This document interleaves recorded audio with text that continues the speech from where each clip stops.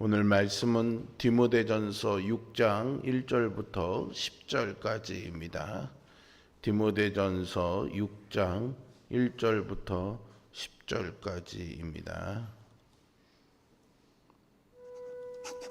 무릇 멍에 아래에 있는 종들은 자기 상전들을 범사에 마땅히 공경할 자로 알지니 이는 하나님의 이름과 교훈으로 비방을 받지 않게 하려 함이라. 믿는 상전이 있는 자들은 그 상전을 형제라고 가볍게 여기지 말고 더 잘 섬기게 하라. 이는 유익을 받는 자들이 믿는 자요 사랑을 받는 자임이라. 너는 이것들을 가르치고 구원하라. 누구든지 다른 교훈을 하며 바른 말, 곧 우리 주 예수 그리스도의 말씀과 경건에 관한 교훈을 따르지 아니하면 그는 교만하여 아무것도 알지 못하고 변론과 언쟁을 좋아하는 자니 이로써 투기와 분쟁과 비방과 악한 생각이 나며 마음이 부패하여지고 진리를 잃어버려 경건을 이익의 방도로 생각하는 자들의 다툼이 일어나느니라.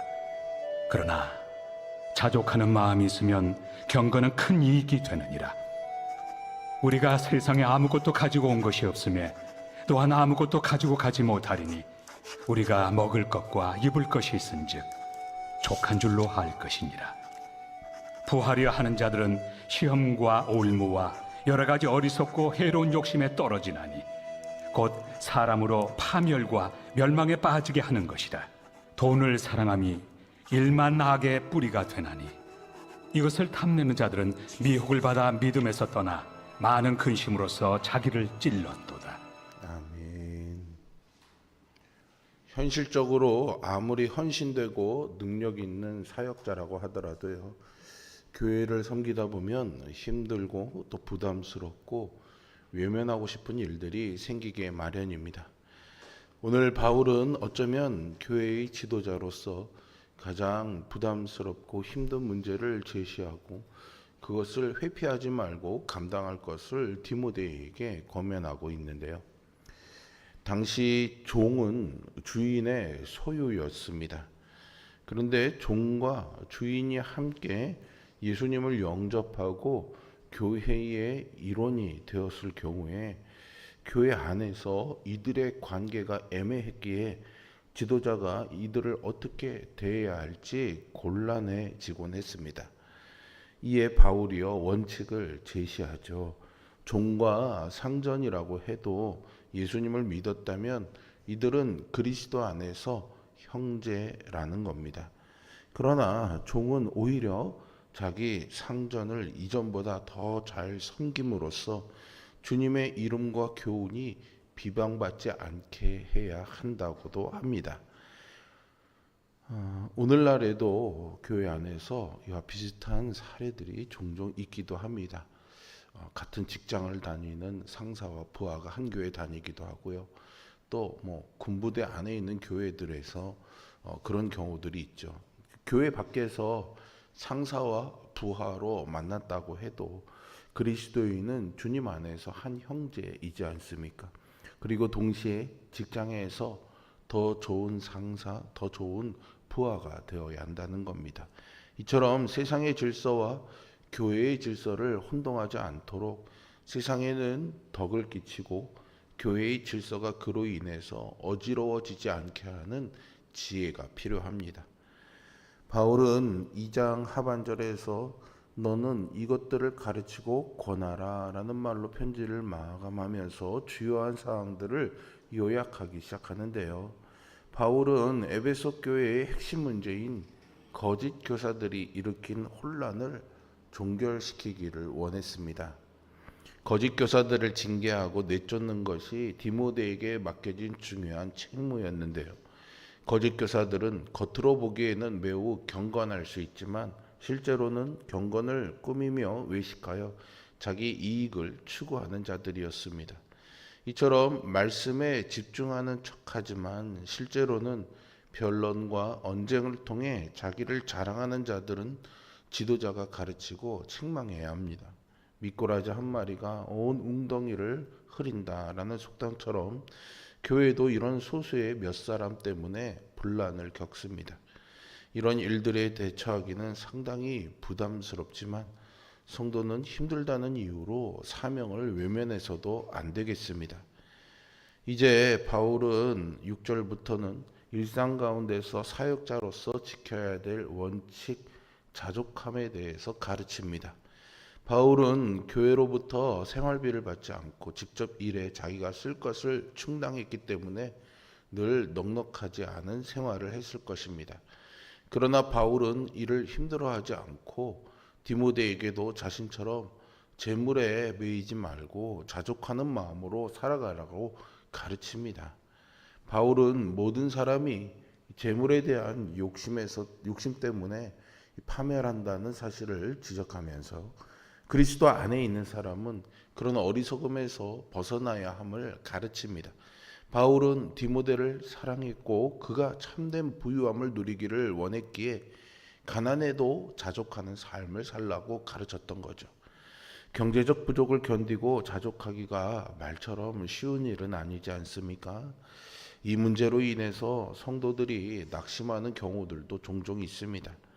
그렇기에 우리는 더욱 이 문제에 대해서 마음의 무장을 단단하게 해야 합니다. 예수님을 믿으면 복을 받는다는 말은 그리스도인 누구나 다 하는 말이지만 그 복의 개념들은 저마다 다 다른 경우들을 보게 됩니다. 어떤 이들은 세상의 성공과 물질적인 풍요를 말하는가 하면 또 어떤 이들은 세상의 복과 다른 하늘의 복만을 강조하고 주장하는 사람들도 있습니다. 예수님은 사람이 하나님과 재물을 겸하여 섬길 수 없다고 하셨죠. 재물이 가지는 힘이 그만큼 엄청나다는 뜻입니다. 어쩌면 우리가 살아가면서 가장 힘든 싸움이 바로 돈을 사랑하느냐 사랑하지 않느냐의 싸움일지도 모릅니다. 사도 바울 역시 이를 잘 알았기에 사랑하는 아들 디모데에게 재물과 관련한 교훈을 전하고 있는 것입니다. 우리가 살아가는 데는요, 의식주 외에도 다양한 것들이 필요합니다.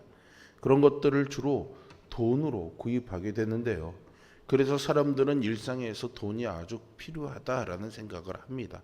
또 더 많은 돈이 있으면 좋으니 그러기 위한 노력을 하죠. 성경 여러 곳에서는 물질의 복을 이야기하고 있습니다. 여기에 구하면 주신다라는 믿음이 더해지면서 사람들의 욕망이 왜곡되기 시작했습니다. 안타깝게도 어떤 사람들은 주님이 물질의 복을 풍성히 주실 것이라는 기복신앙을 가지고 있습니다.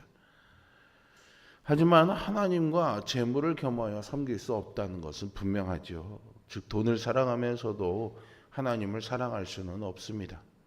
예수님의 제자 가룟 유다는 예수님보다 은 30에 더 마음을 두었기에 예수님을 배신하고 팔아넘겼습니다. 따라서 기도를 더 많은 물질을 받는 수단으로만 여겨서는 안 됩니다. 기도는 하나님과의 교제이죠. 신앙생활을 자신의 욕망을 채우려는 생각으로 시작할 수는 없습니다. 시작할 수는 있습니다. 그러나 반드시 그 생각은 차츰차츰 변화되고 새로워지고 성숙해져 가야 합니다. 바울은 하나님을 중심에 모시지 않고 다른 교훈을 가르치는 사람, 예수 그리스도의 말씀대로 살아가지 않는 사람들이 무너져간 모습을 나열합니다. 그들은 교만하고 변론과 언쟁만 좋아합니다.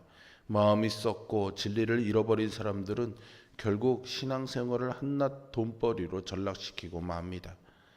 존 웨슬리는요, 지갑이 회개하기까지는 당신의 회개를 믿지 않겠다라는 말도 했습니다.